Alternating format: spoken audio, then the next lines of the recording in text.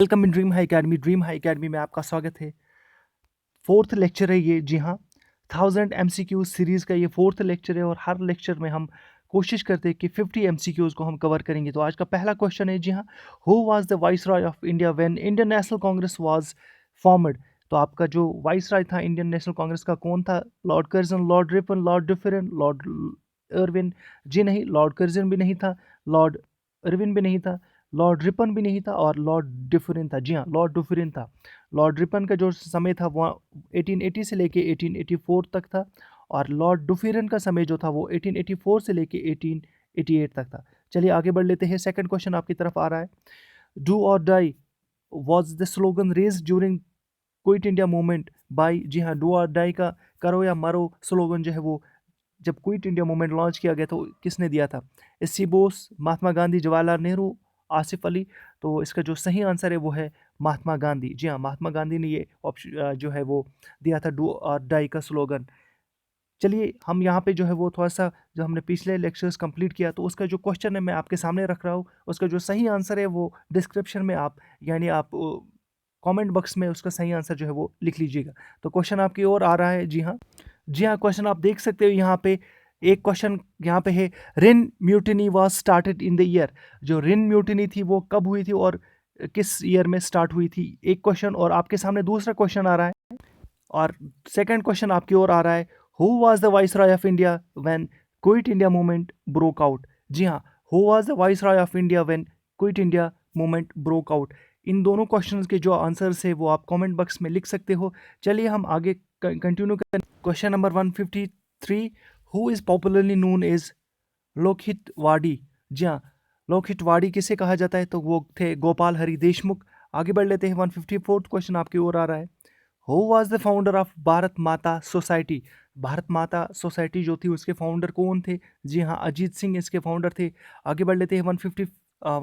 155वां question, name the session of Indian National Congress presided by Mahatma Gandhi? जी हाँ, जो session था महात्मा गांधी ने कौन सा सेशन जो प्रिजाइड किया था, या हम ये कह सकते हैं name the only session of Indian National Congress presided by Mahatma Gandhi. 155th question है, तो इसका जो सही आंसर है वो है बेलगांव सेशन। जी हाँ, बेलगांव सेशन इसका जो है वो सही आंसर है। 156 question, who was the first English president of Indian National Congress?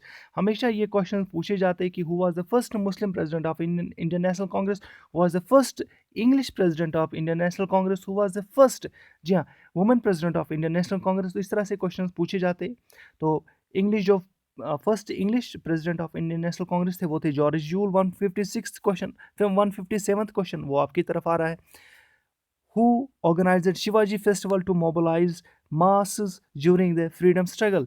जब फ्रीडम स्ट्रगल हुआ, who organized शिवाजी फेस्टिवल? तो किसने शिवाजी फेस्टिवल को ऑर्गेनाइज किया था ताकि मोबिलाइज कर सके हम फ्रीडम स्ट्रगल को? तो सही आंसर है Tilak. 158th question, local self government was introduced in India during the period of?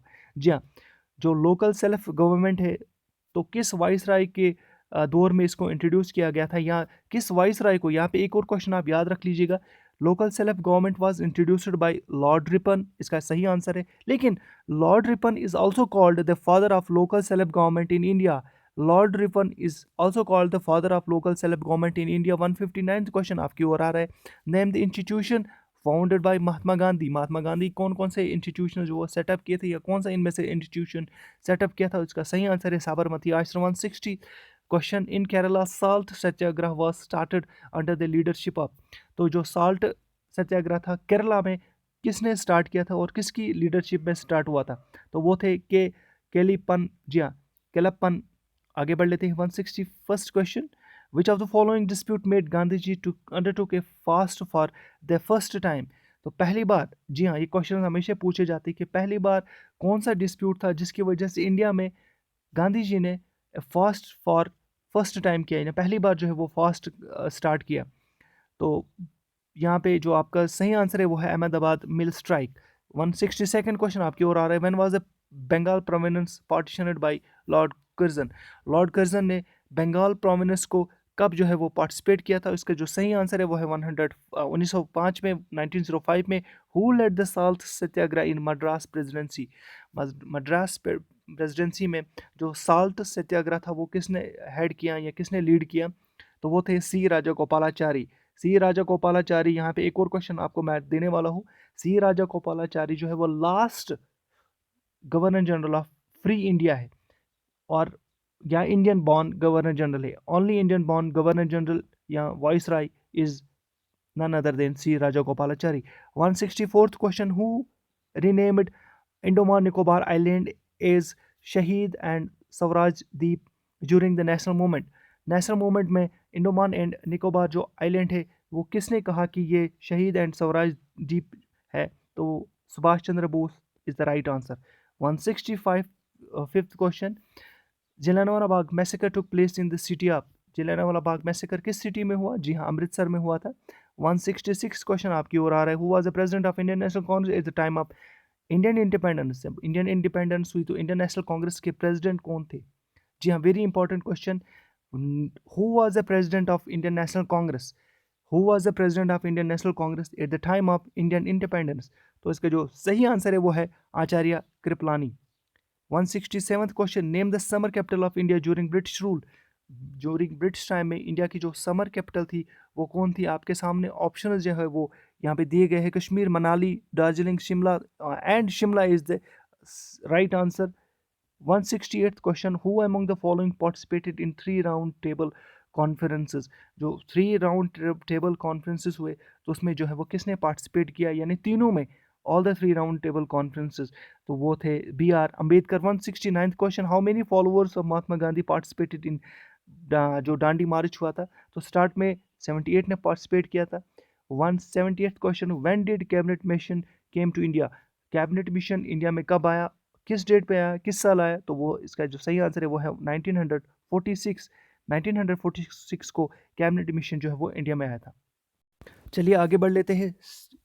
एक और question: in which year the Danish East India company was formed? तो इसका जो सही आंसर है वो है 1916 में डैनिश ईस्ट इंडिया कंपनी को फॉर्म किया था। Warren Hasting was appointed as the governor of Bengal. जी हाँ, तो कब हुए थे? इन 1772 को वैरेन हेस्टिंग को गवर्नर ऑफ बंगाल जो है वो अपॉइंट किया गया था। आगे बढ़ लेते हैं। The resolutions, very important, very very important, resolutions of fundamental rights and national economic policy were passed in which of the following sessions of Indian National Congress? Very important question, always asked in many exams. The resolutions on fundamental rights and national economic policy were passed in which of the following sessions of the Indian National Congress? तो इसका जो सही answer है वो है Karachi session of 1931। 1931 Karachi session में जो है वो रेजोल्यूशन पास किया गया था fundamental rights and national economic का। Which of the following, which among the following viceroys was associated with the Albert bill controversy? जो एल्बर्ट बिल कंट्रोवर्सी थी तो इसमें कौन से वाइसराय जो है वो मुलविस थे?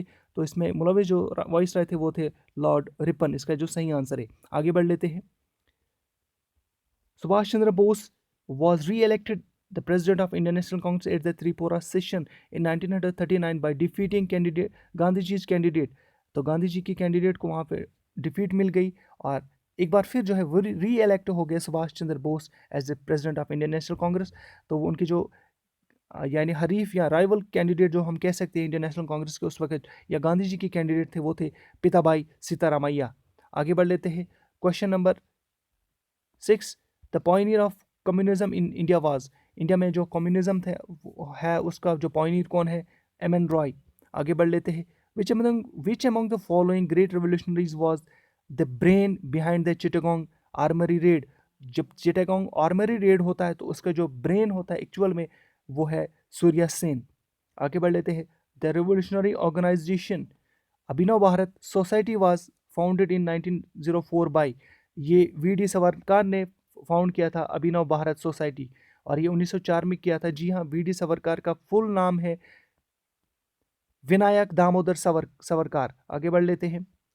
Who among the following was popularly known as the frontier of Gandhi ji? Frontier of Gandhi ji किसे कहा जाता था? वो थे खान अब्दुल गफ्फार खान। आगे बढ़ लेते हैं। Question number 10। जी हाँ, which Indian mass movement began with the famous Dandi march of Mahatma Gandhi? जो डांडी मार्च हुआ महात्मा गांधी का तो वो किससे स्टार्ट हुआ, वो कहाँ पे स्टार्ट हुआ? तो वो था सिविल डिसओबीडियंस मूवमेंट। आगे बढ़ लेते हैं। Who presided over the Karachi session of Indian National Congress where the resolutions on fundamental rights and national economic policy were passed. 1931 Karachi session में जो है fundamental rights and national economic policy के resolution pass किए गए थे, लेकिन उस वक्त के प्रेसिडेंट कौन थे इंडियन नेशनल कांग्रेस के? जी हाँ, the president was Sardar Vallabh भाई Patel, the president of Indian National Congress during the time when resolutions on fundamental rights and national economic policy was passed. It was passed in Karachi session of 1931 and the president was Sardar Vallabhbhai Patel, who founded the association Naujawan Bharat Sabha to help foster revolution against the British Raj by gathering together worker and peasant youth in 1928. तो इसका जो सही answer है वो है आपका Bhagat Singh.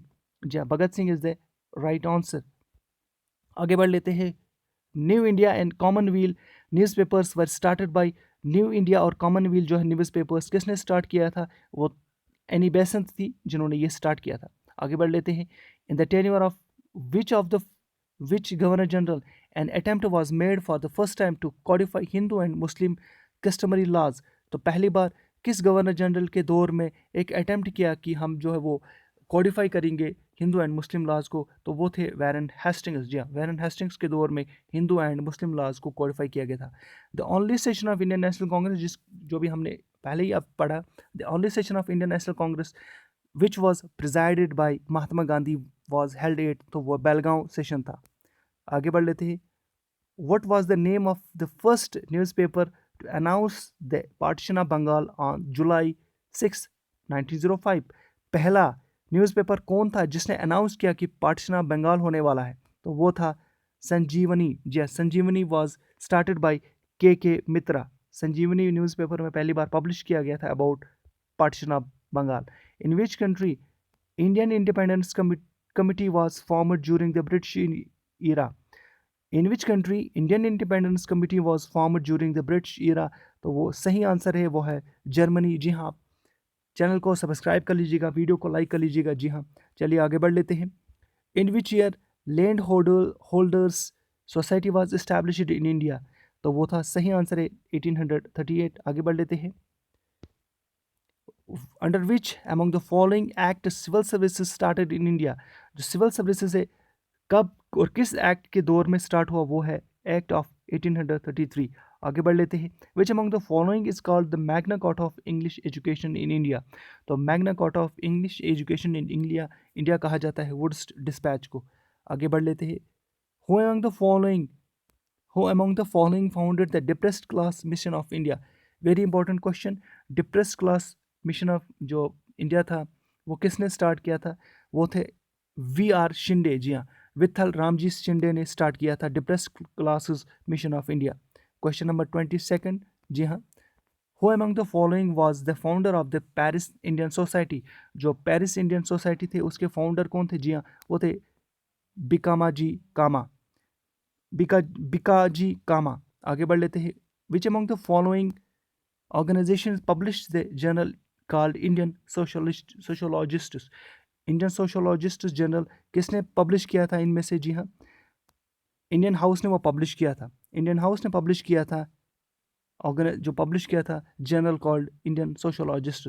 24th question. जी हाँ, who among the following is called the father of nationalism in India? Father of nationalism in India किसे कहा जाता है? तो वो थे राजा राम मोहन राय को कहा जाता है father of nationalism in India. Question number 25 यानी कुल मिला के आज का 45th क्वेश्चन आपके सामने आ रहा है। इससे पहले हमने 20 क्वेश्चन डिस्कस किए थे और फिर से हमने जो सेकंड पार्ट में और 25 क्वेश्चन लाए। Who among the following gave the safety value theory for Indian National Congress? Indian National Congress के लिए सेफ्टी वैल्यू थ्योरी किसने दिया था? वो थे लाला लाजपत राय ने सेफ्टी वैल्यू थ्योरी दिया था फॉर इंडियन नेशनल कांग्रेस के लिए।